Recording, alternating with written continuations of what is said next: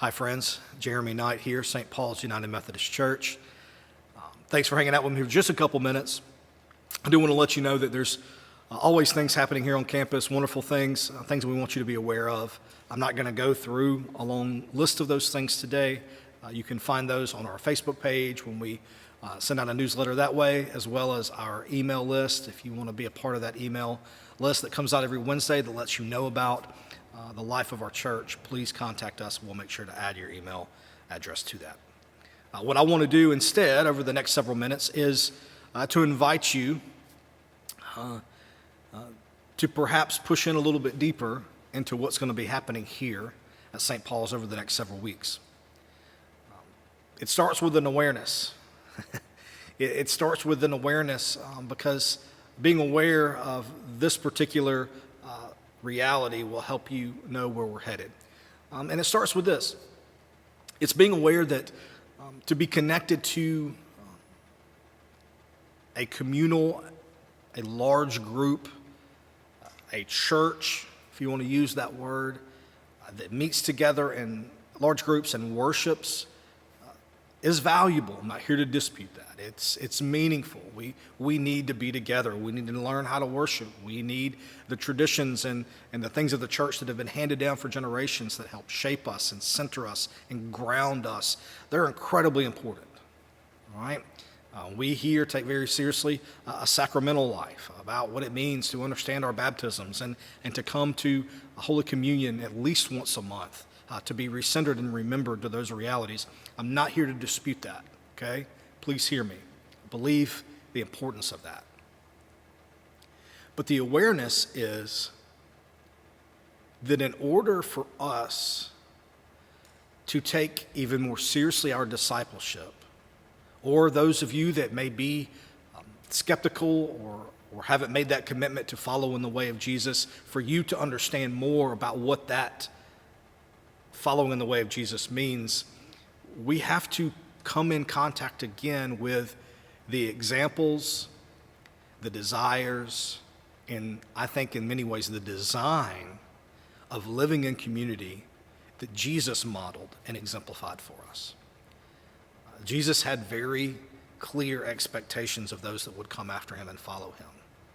And they are all primarily spoken about living in community and how that happens. And so over the next several weeks, we're going to explore that a little bit deeper. It will push all of us. I'll be honest with you. If you're willing to show up, all of you, with all of who you are, it will push all of us. It will push those of us that are committed to the life of the church.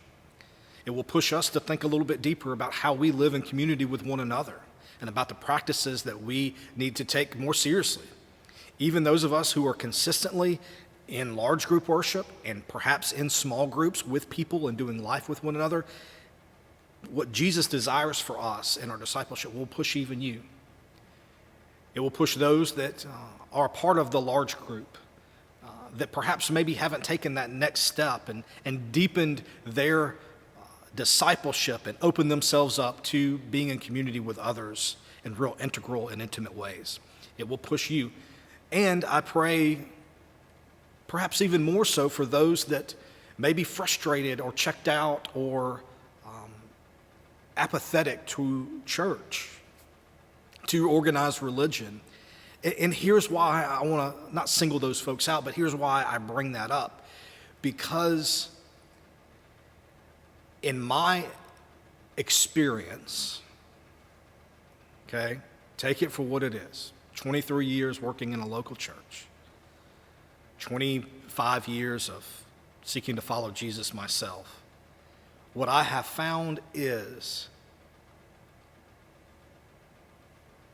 we can't expect or invite folks that do not and have not experienced the grace and peace of Christ in real, tangible, experience transformational ways to consider being in a loving, compassionate, intimate, caring community.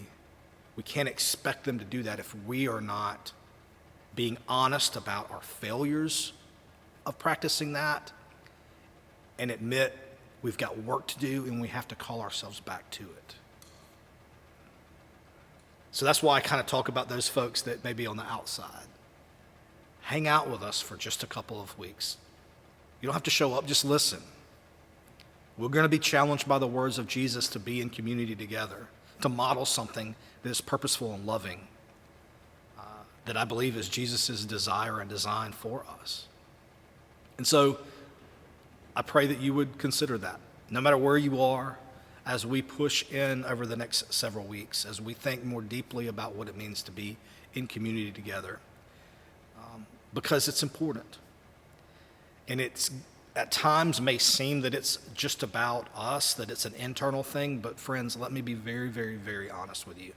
If you hang out with us, you will find that Jesus' desire for us to create care and intimacy and discipleship was always for the sake of others. It was always for the sake of the world.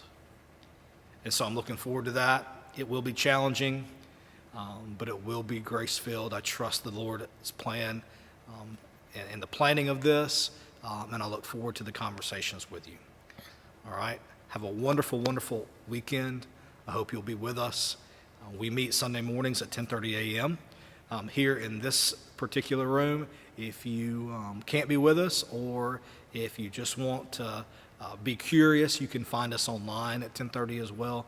We'll be streaming both at our Facebook page and on our YouTube channel. You can just look us up, St. Paul's UMC Ocala. We're not hard to find. Or you can go to spocala.org/worship, and you can find the YouTube link right there. All right? Grace and peace to you all. Can't wait to be with you very, very soon.